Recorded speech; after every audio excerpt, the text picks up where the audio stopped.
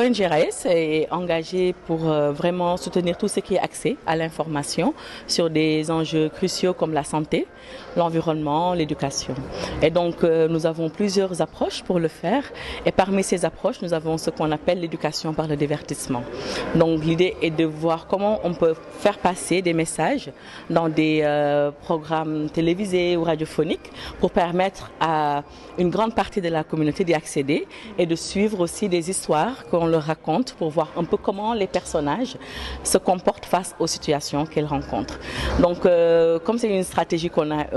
développée et qu'on a pu mettre en œuvre pour vraiment développer et dérouler le projet C'est la vie, qui est donc basé sur une série télé et qui est accompagné de plusieurs organisations qui permettent de vraiment faciliter l'accès, la compréhension des messages. On travaille plusieurs formats et ensuite de faire des campagnes d'information, de communication sur le digital, le communautaire ou au niveau des télés et radios afin de faciliter le questionnement, les échanges sur ces sujets. Le programme C'est la vie, c'est vraiment un programme de santé régional et qui tire parti des meilleures approches de changement social et comportemental qui sont testées dans le contexte africain avec les normes sociales africaines, les valeurs et les traditions pour pouvoir appuyer et l'atteinte des objectifs de développement durable, notamment l'objectif 3 et 5, et qui est basé sur la santé, le bien-être et l'égalité des genres.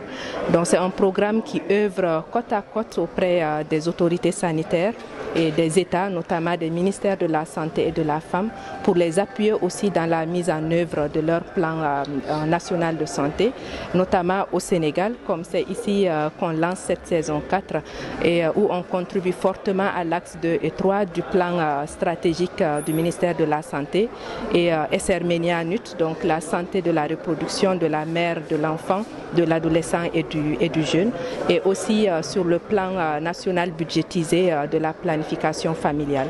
Donc c'est un programme qui suscite, qui vise à diffuser une large information et qui est scientifiquement juste, mais ce qui fait aussi la beauté de ce programme et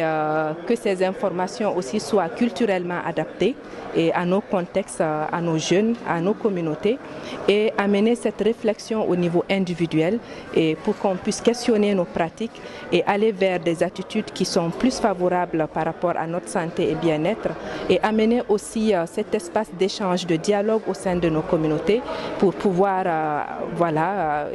impulser des changements qui sont positifs en lien avec la santé, la place de la femme dans la société, la place du jeune et faciliter ces échanges-là pour pouvoir aboutir à une communauté plus saine et plus épanouie.